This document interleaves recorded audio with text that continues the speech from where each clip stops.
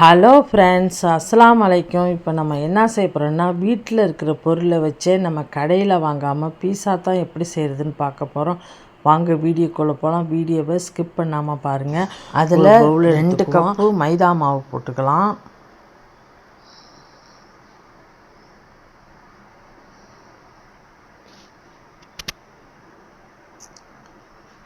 உப்பு சிறிதளவு போட்டுக்கோங்க.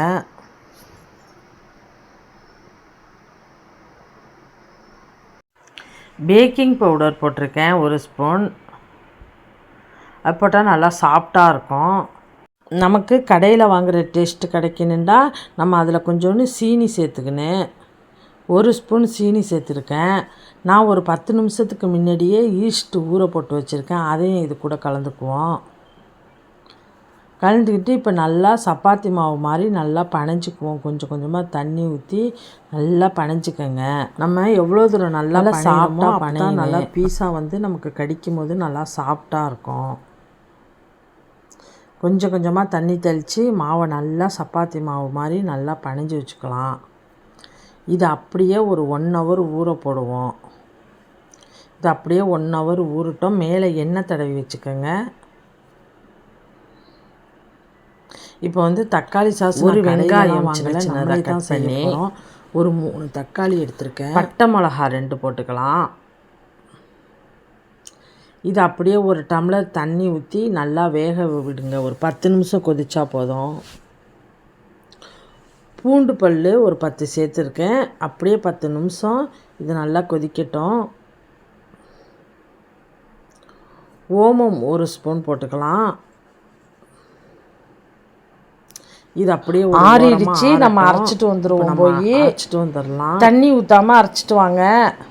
கொஞ்சோண்டு சீனி 1 ஸ்பூன் போட்டுக்கோங்க. போய் அரைச்சிட்டு வந்துடுவோம். அது அப்படியே ஓரமாக இருக்கட்டும். இப்போ ஒரு பேனில் எண்ணெய் ஊற்றிக்குவோம் 1 ஸ்பூனு. அரைச்ச விழுது இதில் போட்டு நல்லா கொஞ்சம் திக்காக வர அளவுக்கு நல்லா கிண்டி விட்டுக்கிட்டே இருப்போம். அந்த தக்காளி சாஸை ஊற்றி நல்லா கிண்டி விடுங்க. கொஞ்சம் கெட்டியாக ஆகணும். அப்போ தான் அந்த பச்சை ஸ்மெல்லாம் போயிடும். இந்த அளவுக்கு இருந்தால் போதும். இது அப்படியே ஓரமாக இருக்கட்டும். இப்போ மாவு ரெடி ஆயிடுச்சு. இப்போ நம்ம எந்த பேனில் பீஸா மாவை இல்லை பட்டர் சீட்டை போட்டு நம்ம இதில் நல்லா தட்டிக்குவோம். கொஞ்சம் மொத்தமாக தட்டிக்கங்க. அப்போ தான் நமக்கு கொஞ்சம் நல்லா சாஃப்டாக இருக்கும்.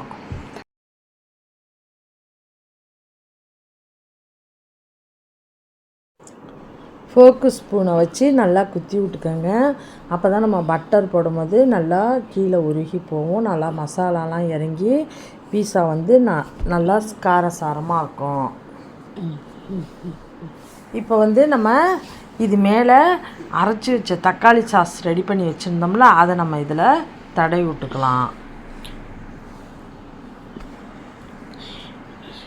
இப்போ மிளகாய், குடமிளகாவை விரை இல்லாமல் இந்த மாதிரி எடுத்து வச்சுக்கோங்க. இந்த மாதிரி எல்லாத்தையும் மிளகாவை இந்த மாதிரி நம்ம அடுக்கி வச்சுக்குவோம். அதை விட கொஞ்சம் வெங்காயத்தையும் இந்த மாதிரி அரிஞ்சு அதையும் டெக்கரேஷன் பண்ணிக்கலாம். வெங்காயம், தக்காளி, மிளகாய் எல்லாத்தையும் நம்ம இதில் அடுக்கிக்குவோம் அழகா. குழந்தைங்களுக்கு இந்த மாதிரி செஞ்சு கொடுத்தா தான் ரொம்ப பிடிக்கும். நம்ம கடையிலலாம் எந்த பொருளும் வாங்கலை. நம்ம வீட்டில் இருக்கிற பொருளை வச்சு இதை நம்ம செய்கிறோம்.